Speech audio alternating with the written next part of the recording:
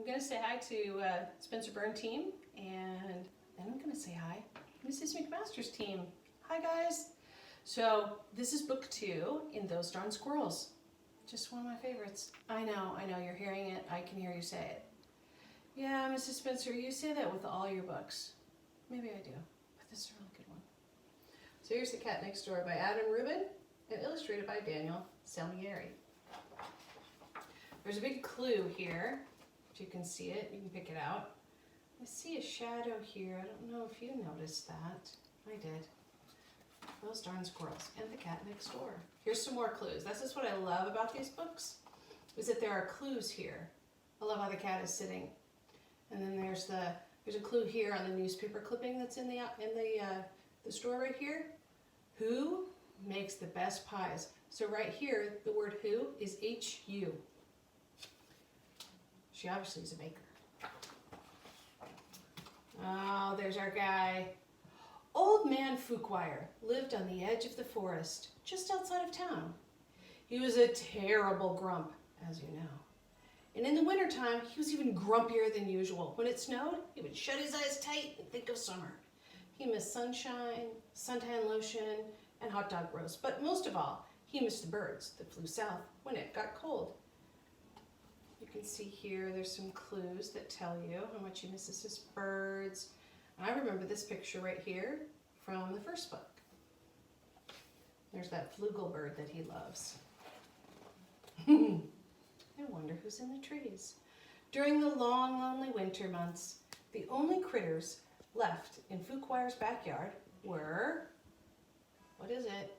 The squirrels. Now, not many people know this, but squirrels are the champions of the forest. Oh, there's the beavers, but they're the champions. They're craftier than beavers, smarter than foxes, and swifter than rabbits. They are also full of mischief. And that's a big word. Mischief is when you get yourself into trouble. I hope you guys haven't been in any mischief. When it got too cold outside, the squirrels would drop in. Here they are. They would drop in through Fuquire's mail slot and visit him at home. They'd warm themselves by the fire and finish the old man's crossword puzzles. And when Fuquire woke up, he'd chase him out with a broom, and then he'd shake his old man fist and yell. What would he yell? Those darn squirrels!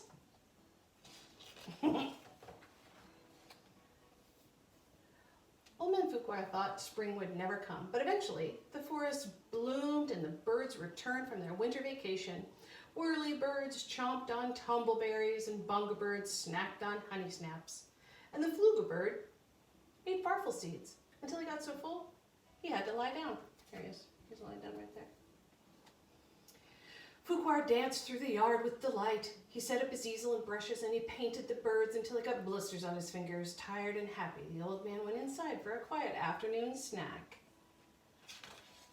Do you feel it? There's a foreshadowing here. Suddenly, kaboom! Old Man Fuquire spilled cottage cheese all over his suspenders. Kablam! The flugelbird fell out of his nest. Kabooey! The squirrels had to restart their annual chess tournament. Uh-oh. The noise was coming from the house across the stream. It was the sound of a small woman unloading enormous boxes and moving in. Oh, he lives on the edge of the forest. It must be pretty loud.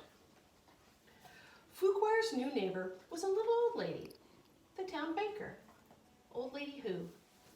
The only thing sweeter than the pies Who baked was the little old lady herself. Everyone in town loved her, but no one could stand her cat Muffins. He was a real jerk. Who didn't see that things that way? She thought Muffins was cuddly little honey bunny.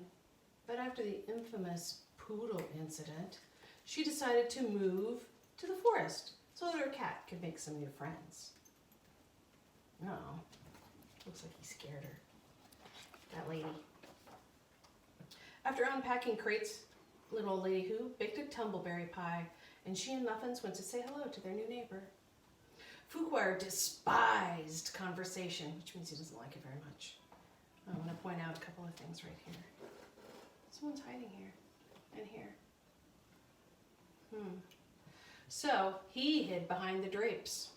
The squirrels were scared of the cat, so they hid inside the drain pipes. The birds weren't sure why everyone was hiding, but they stuck themselves down the chimney just to be safe.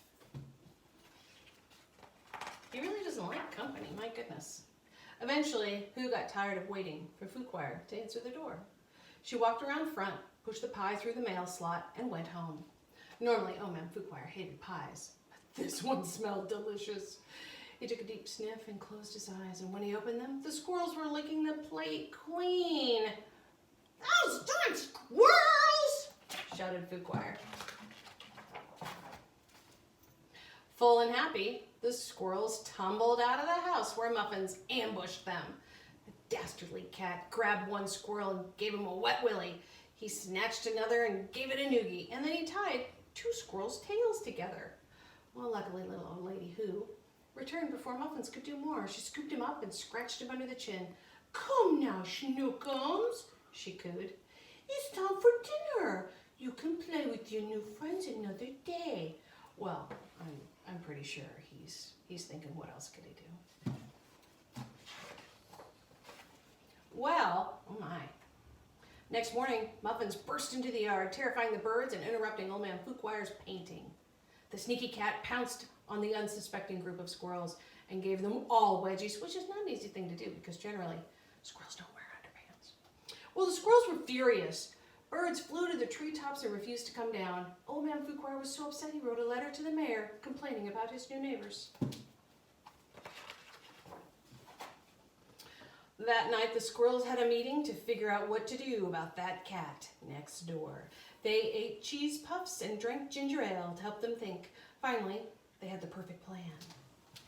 Oh, I wonder if you could figure it out. Looks like there's some string. A bird plus water equals, oh dear. When Muffins came over the next day, the birds were feeding peacefully beneath the tree. A wicked smile came over the cat's fluffy face. He wriggled his haunches and launched himself through the air. The frightened birds swooped into the sky, yanking the strings the squirrels had tied to their tail feathers. The strings sprang the trap, and the cat was doused with a gallon of freezing cold water. Muffins let out a furious yowl. Oh, he looks really scary. My goodness. Let's find out what happened next. The Old Man Fuquire ran outside when he heard the terrible noise from the cat. "Great moogly googly! That pathetic wretch is no bigger than the squirrels." It was true. Underneath all his fluff and fuzz, Muffins was nothing but a skinny malink. He lowered his head in embarrassment and sloshed his way home as fast as he could. The squirrels' plan had worked perfectly. They gave each other high fives, the baba bird snickered, and the yabba bird chuckled. The flugel bird enjoyed a hearty guffaw. Fuquire snapped his suspenders with delight. "Those darn squirrels," he said fondly. Well, Old Man Fuquire never warmed up to his new neighbors. He was a grump after all. But little old lady Who became quite good chums with the birds and the squirrels. Each Saturday, when the bakery closed, she brought out all the unsold cakes and pies and cookies home, and then she set them out on her picnic table, and everyone gathered for a delicious, fun-filled feast. He's just kind of staying away from it, but everybody else looks happy. A lot of yummy things there. Well, everyone except the cat next door, who refused to leave the house ever again. Okay, so there's a third book to that, in case you didn't know. And I believe those people who were on Google Classroom, you might have a few questions. Some of you answered the questions Mr. Byrne put up before, and I hope you're all doing well. Bye.